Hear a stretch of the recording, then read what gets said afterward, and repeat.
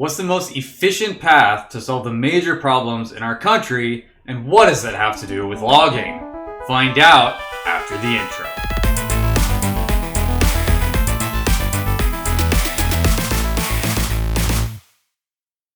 Do you want to solve the climate crisis? Do you want to get people access to healthcare and education? Start voting. Start voting is a voting reform that ends political polarization so we can spend less time fighting each other and more time making the world a more awesome place. I spent a lot of time looking around trying to find ways to do something meaningful with my life, and start voting seems to be the biggest lever, meaning I can make the most impact with the life I've got left with start voting. But this video is not about start voting. It's supposed to be about logging. So for those curious, I'm going to leave a link in the description for more info on that. In the previous video, I mentioned that I'm putting TagShare on the shelf, at least for a while. I've joined a small team that's building a full stack web app that lets groups run an election using start voting. It's a full stack web app, React on the front end, Node.js Express in the back, similar to what I was working on anyway, which is nice. One of the first things I've taken on is leveling up the server-side logging. So let's go ahead and dive into that. Logging is something that is near and dear to my heart. One of my first projects as an employee software engineer was to tame the logging of this massive app. It was a mobile app. And every time you started it up, you would just get a flood of debug logs from every angle. So I built a system that would go through the stack trace for the logs, try to assign some reasoning as to where it was coming from, and then you could create a runtime config that would filter out logs or highlight logs that you either cared about or did really want to see. But to the project at hand, one of the first things to ask ourselves is, why are we logging? What are the signs that our logging is good or bad? Like a lot of things in software engineering, I think it comes down to empathy. In this case, having empathy for the people who are going to be reading the logs, as well as the developers who are going to be writing them. What are they looking for in the logging? There's a great article by Osher, El-Netanany, whose name I'm sure I'm butchering, apologies, about who reads the logs and talks about a lot of the potential stakeholders of logs. But let's tie it back to this particular project. So for this particular project, what are the goals of logging? One thing we knew we needed to tackle is live debugging. There's a group that's planning to use the app to run an election in a couple months, and we assume that there are going to be problems, so we're going to be on call, ready to solve them. And for that, we need live debugging. And so how did we accomplish this? One, we connected with New Relic. So obviously, we need a system to be able to look back through all the logs. Obviously, something that lets us query for specific logs that we're looking for, etc. I looked at a lot of different platforms, including Datadog, but in the end landed on New Relic. One, it's free, up for 100 gigabytes a month of logging, which is plenty for our use case. Also, it was super simple to set up via Heroku. We just added a Heroku drain for the logs, and then Heroku is going to automatically take all the logs, send it over to New Relic, where we can then look through our dashboard at all the logs. And here we can query for whatever logs we need.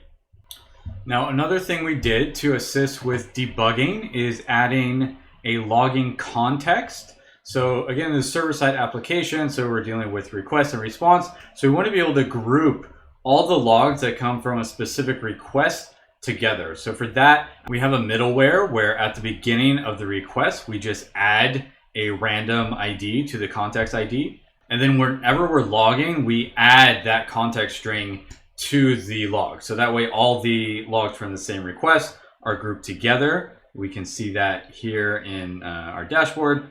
All these requests have the context ID at the end. We also added a little indentation to all the logs under the top of the request. So that makes it easier just when you're scrolling through to see the request and then all the logs that came as a result of that request.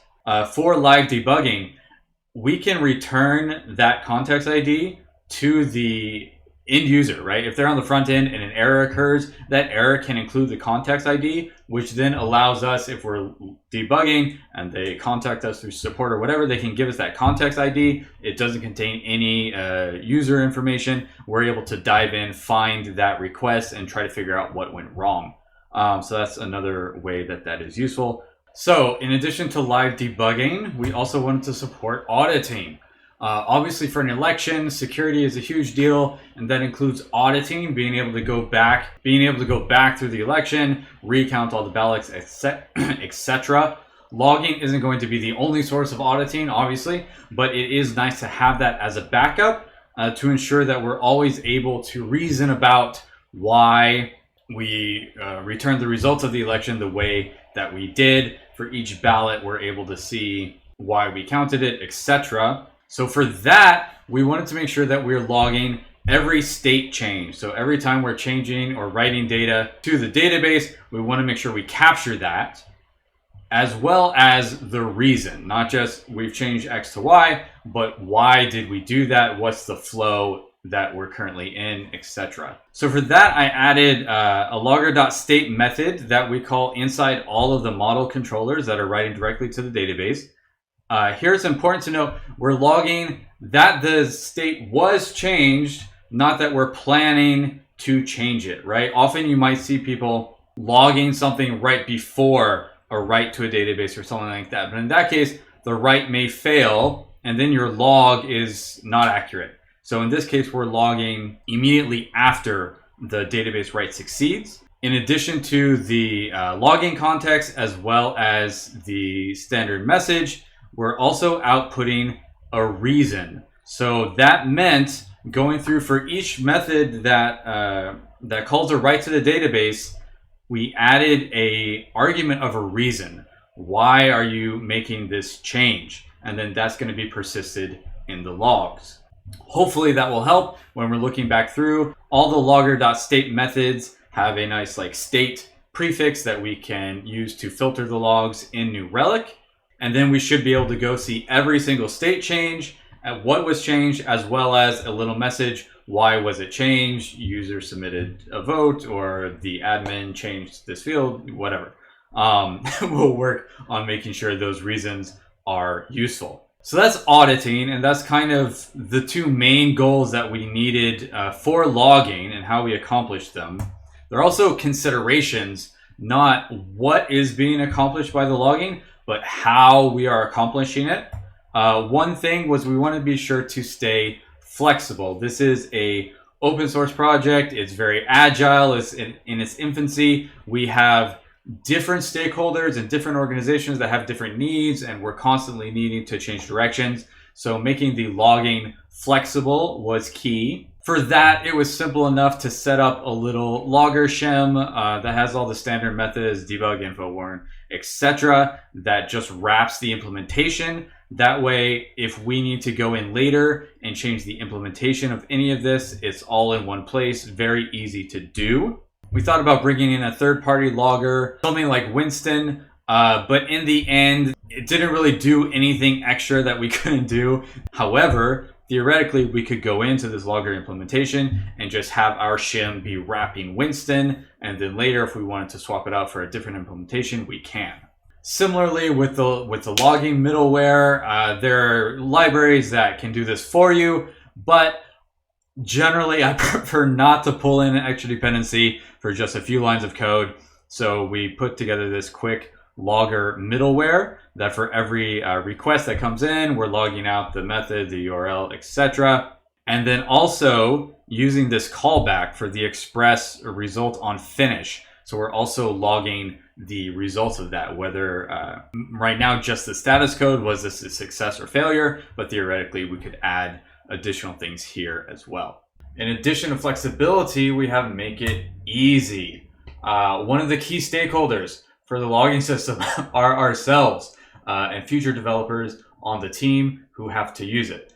We want to make it as easy as possible to log out the data we need. The more time we spend struggling with the logging system, the less time we have to build other awesome features. Because we did make it that you have to now pass in that additional logging context, what we did to help make that easier is extend the standard express request object to implement the iLogging context interface. So now you can just pass in the request object, which you probably have anyway. And then, as mentioned before, we created the logger middleware that automatically logs the request and response. Just one less thing that you have to worry about in each route. Maybe in a similar vein is treating important things with importance. So with this, I'm again referring to, for example, the reason when writing the database. It could be simple enough to just say, hey, everybody, be sure whenever you're logging something out to add a reason as to why you changed the state.